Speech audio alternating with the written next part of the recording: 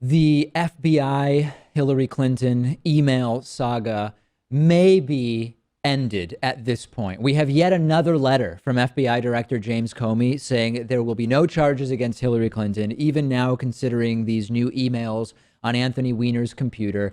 There was initially this press conference some months ago where James Comey announced there would not be charges against Hillary Clinton. The trumpeters, the right, it's all rigged. It's all in the bag for Hillary Clinton.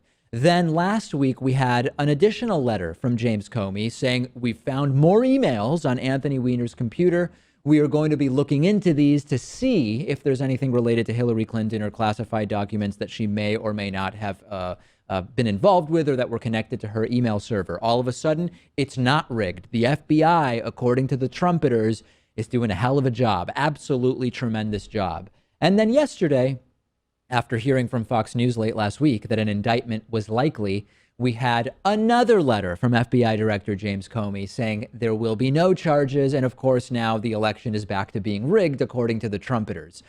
This was another one of these letters that is very confusing in terms of why we even have this number of letters for an investigation where there are no charges. Came from FBI Director James Comey. I will put part of it up on the screen for you. He said, since my letter, the FBI investigative team has been working around the clock to process and review a large volume of emails from a device obtained in connection with an unrelated criminal investigation. During that process, we reviewed all of the communications that were to or from Hillary Clinton while she was Secretary of State. Based on our review, we have not changed our conclusions that we expressed in July with respect to Secretary Clinton. I am very grateful to the professionals at the FBI for their extraordinary work. What do you think, Pat? I mean, my view is there should never have been a press conference to begin with. That would have made it so there would never have been a second letter to begin with, and there would never have been a third letter to begin with. The FBI should not comment on investigations until there is actually something to report. Well, it's interesting because he was forced to report to Congress anytime that something came up. Right. It looked like they found 650,000 emails, and most of them were from a personal nature. Unconfirmed number, by the way. Right. Yeah. And were emails that had already been looked at. So it's really a sticky situation for Comey. You'd think that this would end the whole investigation for the time being, but you know that the Republicans are going to put her through hearings and maybe even an impeachment trial. Yeah, this may be the end for James Comey, both in terms of dealing with this and also if Hillary Clinton is elected, this may be the end for James Comey's tenure as director of the FBI. That's kind of an issue we'll talk about after tomorrow's election.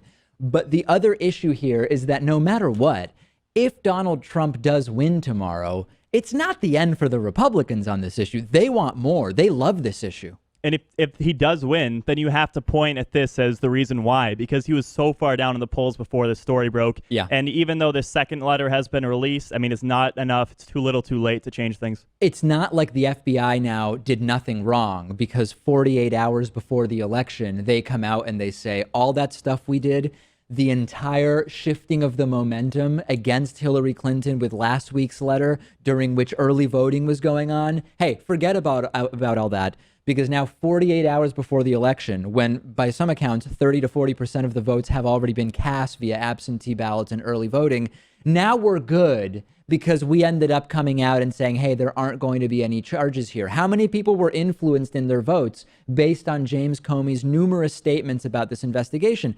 And then the people saying, oh, David, you're so naive, David. There's no way they could review 650,000 emails so quickly. Number one, they never said it was 650,000 emails. And number two, what do you know if they can do this, if they devote the proper resources? You filter out duplicates using computers. You remove everything that doesn't include Hillary Clinton as either sender or recipient. And then you put a team of people looking at just those emails. This is not so difficult. And as predicted, according to the trumpeters and Donald Trump, the election is now rigged again. How convenient. And I want to talk about that next.